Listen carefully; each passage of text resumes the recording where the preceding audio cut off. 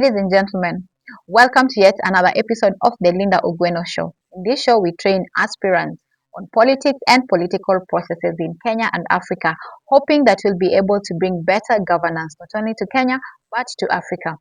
This show is guided by biblical principles, and this show is supported by Women United for Our Future. We remain grateful to them and even to you who has taken your time to watch this particular episode. And today we want to look at technology-based gender-based violence. And I want to ask you, if you have not watched the topic where we talked about social media, please spare time and watch that because this is a continuation. We live in the day and age of social media, and there's so many good things that has come with social media. But like everything that has a good side, there's also a bad side. And unfortunately, one of the bad disadvantages or the weak areas of social media, it has come with technology-based gender-based violence, which I will refer to as TGBV.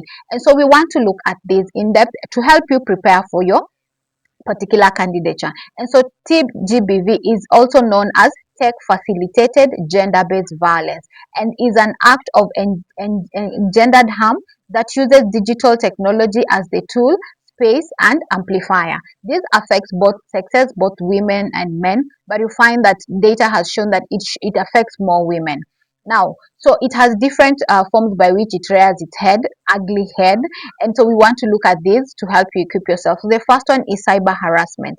And cyber harassment is just persistent, unwanted, and aggressive behavior aimed at intimidating or humiliating somebody online.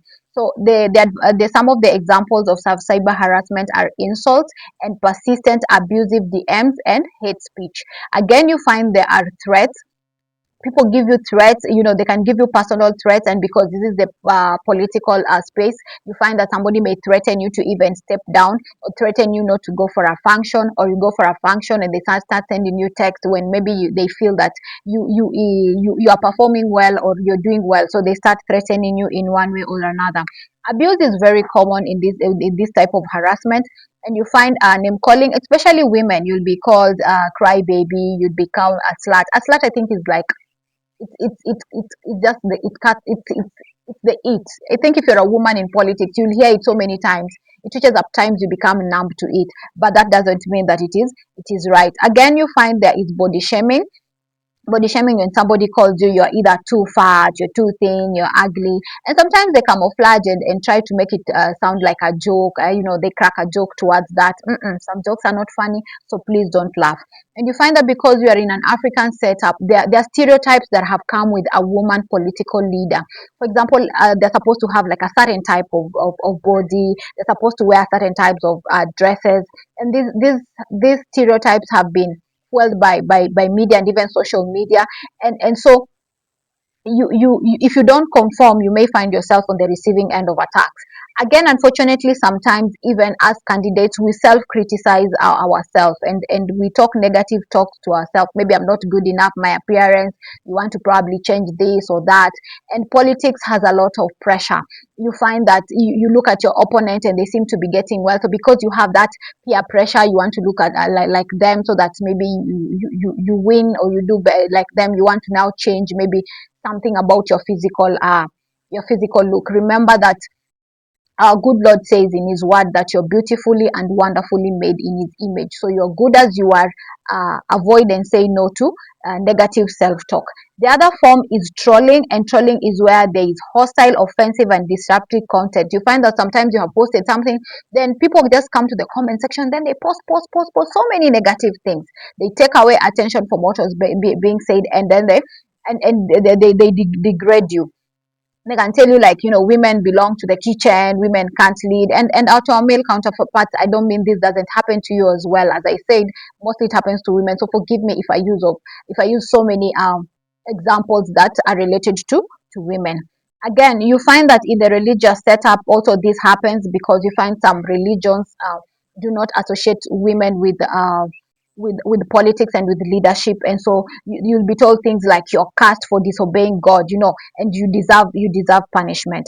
The other form of TGBV is cyber stalking, and cyber stalking is when people constantly send you messages and they're monitoring you, you have unwanted repeated contact and trailing and surveillance. Sometimes they even use GPS. Again, you have people hacking into your personal account just to find out information of what you have. Again, you find even mobile phones. Sometimes even other people go to an extent of even installing apps like spyware to your phone so that they just get to know the details that are already there. Again, you find sometimes there's even cross-platform stalking. Apart from this person just looking at all your post and what you're posting, they go from Facebook to X to LinkedIn. They just want to keep checking what is it that you're posting. The other type of TGBV is non-consensual image sharing, and that is when sharing intimate photos or video without your consent, often to shame you or to blackmail you. So somebody may be having intimate photos of you, and then without your consent they just decide to post it. And then you find that sometimes they have these photos. Maybe you had an intimate relationship, or sometimes they've just stolen these photos. They have hacked into your phone and they've gotten these photos, and so they are shaming you. Especially women have been on the receiving side of this one, especially women in politics. And this is meant to just bring public shaming to you, and sometimes they even post some parts of your body, which is and it can really trend and can really go viral. The other type is sextortion, and this sextortion is when now somebody has your image and then they threaten you. I'm going to post it. If before I post it, uh, maybe give me money. Some people want money, or some threaten you to step down. You see, like women in police, you're told if you don't step down for this or in this particular seat, we're going to take these photos and we're going to post them out there. And it's not all the time that they even hacked your phone. Sometimes they have these images that they have gotten it in a way that is not legal. For example, maybe you have gone to a place and you've had one or two for the road. The next thing you know, your drink is spiked. Somebody ends up going with you to a place that is compromising. Then they take these photos. Then the next thing that you know, they are now sextorting you. And this has also happened a lot. And it is a form of TGBV. Again, you have impersonation and identity theft. These are people who just create fake accounts by stealing your identity. This is very common. They steal your photos, they go and open an account, whichever social media, they open an account, they put your name, they portray yourself as they portray themselves as you. Some use it, one, to get money from people. People who are close to you and your friends sometimes fall victim to this. Let's say they ask for money. Let's say for somebody like your mom will just know, oh, you're in the campaign, so this is you. They send our parents will not go and start finding out more. Is this fake? Is this account fake, or is it real? They'll just probably send like that. And mostly they send an alternative for a mobile number where that money can be sent. You find that your parents will not, may assume, you're in the campaign trail, so maybe your phone is off, so they'll just send. So people have fallen prey to this time and time again, and it is not right, and it is a form of TGBV. Again, you find once they have opened these fake accounts, they start portraying yourself as you. So sometimes they share things that are explicit in nature and are not very good. So they go to those forums, they share it, it spoils your name, and it discredits you. And sometimes it's even used to spread propaganda. Sometimes they can even say you have stepped down. Sometimes they can, propaganda, you I don't know, you have married what, in cultural, in an African setup, and you find there are places where, even who you're married to is can be used as a political tool. And so they can just start this propaganda, I don't know, you have married who, and all that, and it can really bring you down. Again, you find that some people want to also use it for sexual exploitation, and that is the next point: online sexual exploitation. You find that they want, now people, somebody wants, for you to get this, then you have to give me, they want to exploit you sexually. For example, in the political terrain, you find that, like in Kenya, one of the ways you can be elected is through nomination. To find that somebody tells you, for you to be in the nomination list, and unfortunately our systems are not very clean, and they're not very good. And so you find that somebody extorts you, for you to be in the nomination list, then you have to, they exploit you sexually, you have to do this and that. Or for me to introduce you to the party leader, there are political parties where if you're introduced to the political party leader, then that influences if you can get the political party ticket. And you find that maybe this political party is very famous, so that getting its ticket, you're as good as elected. So people go to extents great extent for them to get this political party nomination certificate. So then this person tells you that, oh, I'll introduce you to the political party leader, but on condition you have to do this. Or even when it comes to jobs, I'll be able to lobby for you to get this job or get this position. You find even positions within political parties, especially big political parties, are seen as very lucrative positions. So for me to influence this on your behalf, then I'll want this in return. And mostly it's sexual favors that they're asking you. That is exploitation.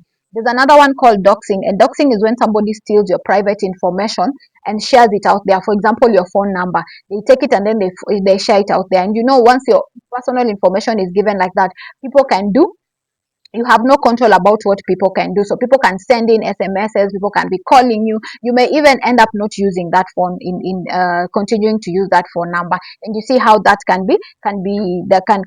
work to your disadvantage. Even your where you stay, you stay in place so and so, even where your children stay, and that can open a door for bullying, further bullying to your family members, your children, and even people coming to where you stay. And because you find that unfortunately sometimes online bullying also transcends and becomes offline bullying, and you see how that can play into that. We have misogyny, and this is just spreading discriminatory, abusive, based on gender. Sometimes apart from, I'd say, women are called sluts, women are called prostitutes, or they can say now you're a bad mother because you're getting into politics. You're now not a good mother. You're not taking care of your family. You're a bad wife. Things like that. Another one is online meeting disruption. Maybe you're just having a Zoom meeting there or a Skype meeting, and then somebody just manages to log in, and then they start posting things about you, funny information, or they use your credential to start posting there. They hack into your account, then they start posting there. That may not work. Maybe you're having a high profile meeting. You can imagine how that can go bad. Another one is online blackmail and extortion. You find that, and this one I want to give a personal example. You find that somebody will come, you're an aspirant, somebody will come to your inbox and tell you, oh, I am so and so, I'm good at, let's say, graphic design. Can I show you my work, something I do? You say yes, there's nothing wrong with that. So this person goes and takes your profile picture, then they create a poster, for example. Then after that, they start extorting you for money. I want money, I've already created this for you. And you're like, I didn't even sign a contract with you. The next thing you know, this person takes this and starts sharing across group. They're extorting money from you. And people online do not stop to verify information. So there's a lot of misinformation. So when this person just starts posting across the board the way you owe the money, and they design for you a poster, people will just believe it like that. Again, you find that somebody comes and tells you, oh, you're vying in place so and so, I have a number of voters in that area, would you like me to introduce you to them? Of course you'll say yes. The next thing they tell you, oh, send us money for the venue, for the what. These are people who are just trying to take advantage of you. If you don't, they turn it into something else. Again, you have online defamation. This is very common. There are so many fake news online. So people come on can just post something that is not true about you, and people, as I'm saying, people don't verify, and it can work against you as a candidate. Again, you have deepfakes and image manipulation. This is when somebody has taken your picture of your head and put it to another person's body, and now they're circulating it. And in the day and age of AI, it looks very, very real. It takes for somebody who is very, very aware to know that this is a fake. But by the time damage is done, by the time people find out, damage is already done, and most people don't even find out. And this also includes your voice. So yeah, these are the negative effects. So you find that TGBV is a bit hard to detect. As a candidate, you just need to know. And why is it hard to detect? It's because it is anonymity of perpetrators. You find that perpetrators like hiding behind fake accounts. So for you to even find out who they are, by the time you crack that, it is very difficult. Again, you find the private setting. Most people come to your inboxes. They don't do this thing just out there. They come to your inboxes, and because they like hiding. Again, people have normalized abuse. Sometimes it comes in form of jokes, sometimes you just dismiss it, you ignore it, so it's very hard to detect. Again, you find rapid spread of content. Content can go viral. So by the time you even want to address it, it has gone to another level. Again, victim silence. You find that many people decide to be quiet about it, especially aspirants. Sometimes you are weighing your options because these are your voters. Then you think, if I report person so and so, then this will also affect me negatively as a candidate, and I may end up losing votes. Because sometimes the person you want to go and report is also very famous in that community where you're vying for a political seat.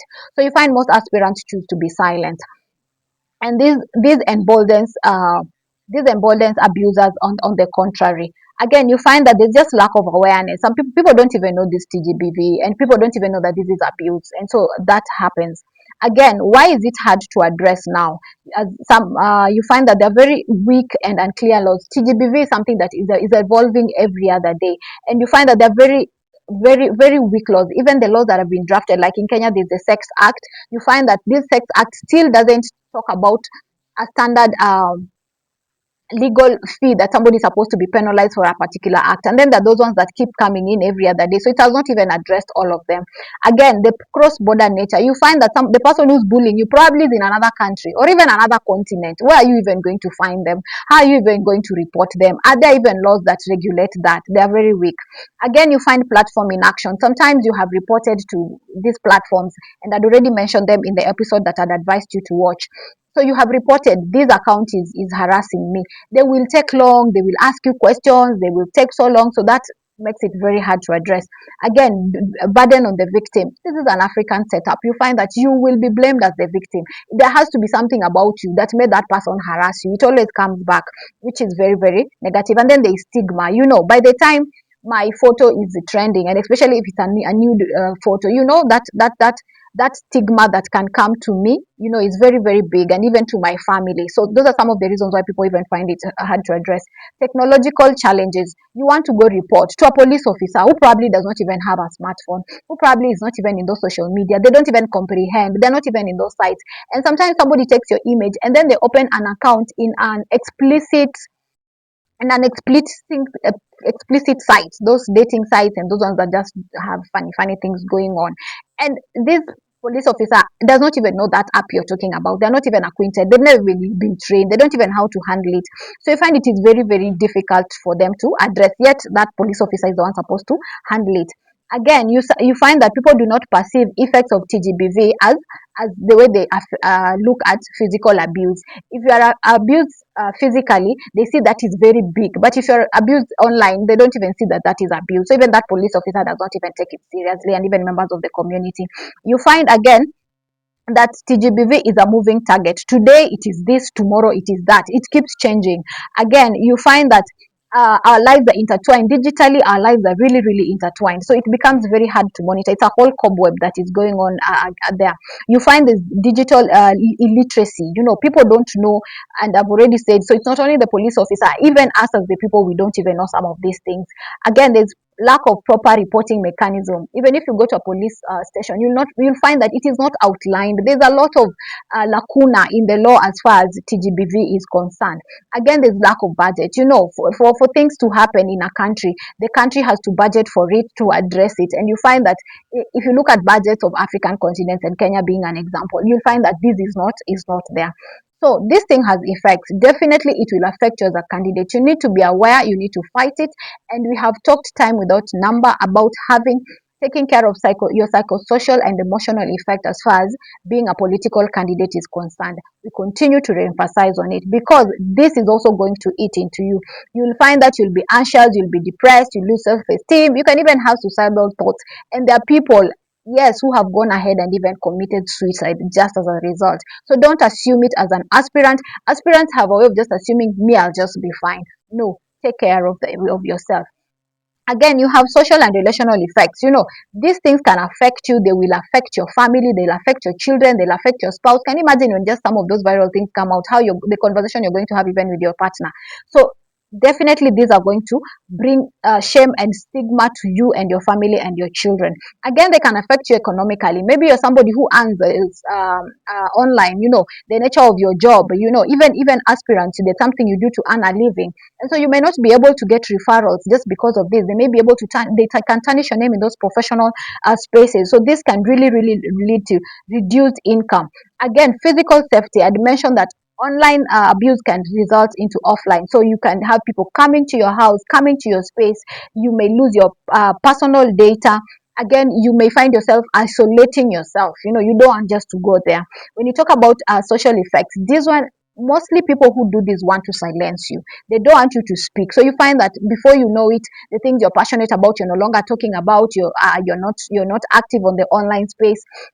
Again, this is reinforcing gender inequality and just cultural impunity, and it emboldens the people who are doing this and using abuse. So we want to look at some of the solution. What can you do? So we're going to talk generally, because as an aspirant, someday you'll be able to win elections and you'll be sitting on the decision making table. And so what are you able to do? Because I've said this is something that is coming up. You can do something once you win in this election. And remember, we want better governance. So you should be able to do this. So strengthen laws around TGBV.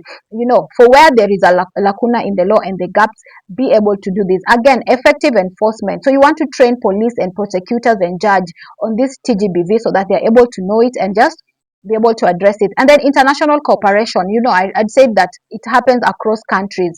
So you want to cooperate with other countries. So there has to be laws that allow for that to be able to happen. Again, we're talking about these platforms. We need to hold them accountable. When they take so long, we need to hold them accountable. And one of the ways that these platforms can do is maybe even have regional offices. Where when you report some of these things, they may be relevant, contextualized to our African setup. So when they have regional offices, we're able to let them know this is what happens to us in this particular area. And when we have that one-on-one report to them, I'm very sure they'll be able to do better. But they should be better data protection, design and safety, and just stronger reporting systems for these particular platforms. Again, we're talking about community and social measures. So we need to do awareness campaigns like what I'm doing right now. This is not only relevant to an aspirant, but even to our community. But once you win election, push for that. Again, or even before you win election, you can still do it.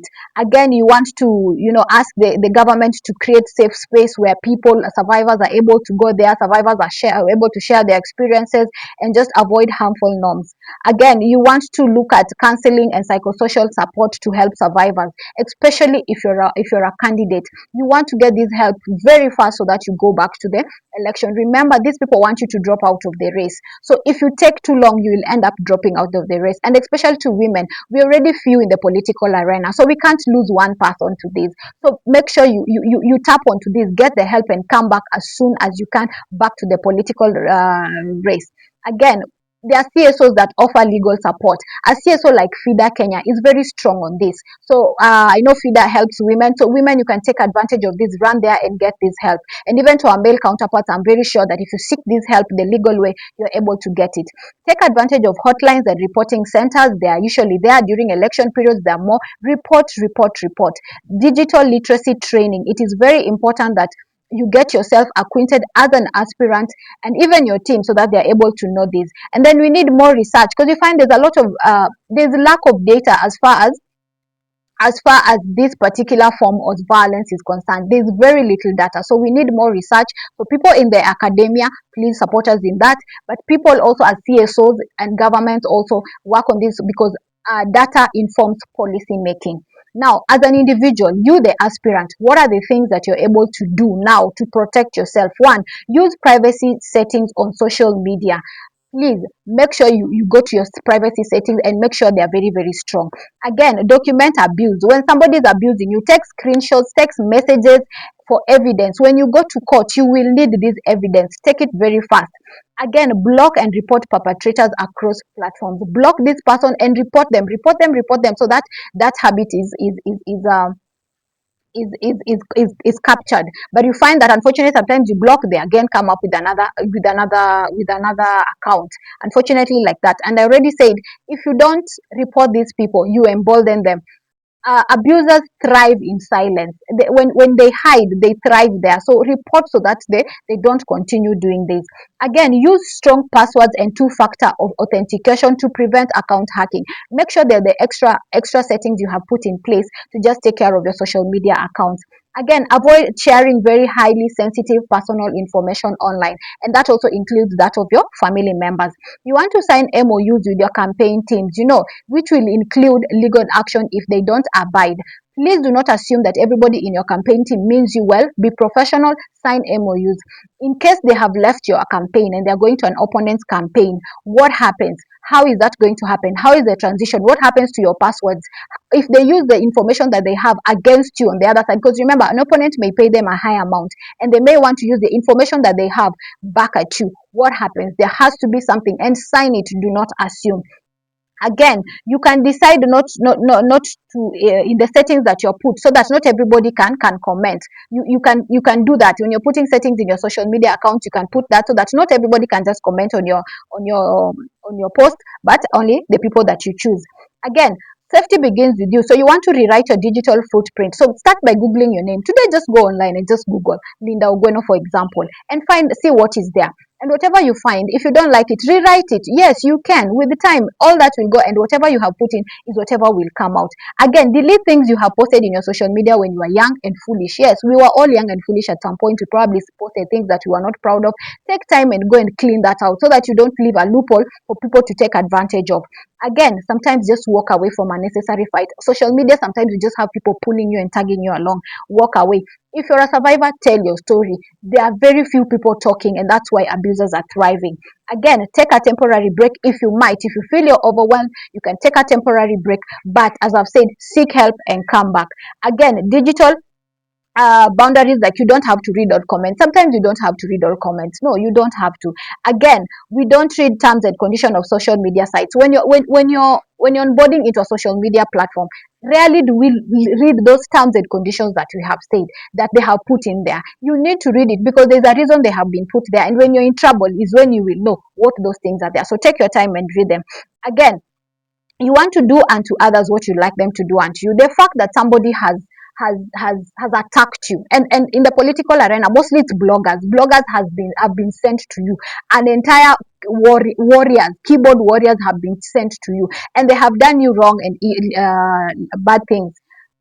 That does not mean that you have to do it back, because it has to stop with somebody. Because sometimes you find that aspirants, this person does that, then you in retaliation you also do that. So it becomes very chaotic, and the entire political scenario becomes very dirty. If somebody draws you into a fight, remember, a pig likes fighting in dirty water, and if they drag you to it, you and that person, both of you will get dirty. While that pig will be enjoying that dirt, you will not be enjoying that. So just, you don't have to be dragged into every fight. As I come to the conclusion of this particular episode, allow me to read for you the words of Matthew 5:39 that says, "But I say unto you, do not resist an evil person. But I say unto you, do not resist an evil person. If anyone slaps you on the right cheek, turn to them the other cheek also." So Jesus teaches against retaliation, offering a radical alternative to the prevailing law of an eye for an eye. The instruction to turn the other cheek suggests that not taking revenge by responding with patience and letting love be stronger response than anger. So this expression goes like, an eye for an eye makes everybody blind. Let's all do better as political candidates to improve the social media online space, and to make it better for us as the candidates and for the future generation that is to come. I want to appreciate you for watching till this particular minute, and I want to invite you to watch the next episode of the Linda Ogweno Political Show. Thank you and bye-bye. Do not forget to like, to subscribe, and to share with others.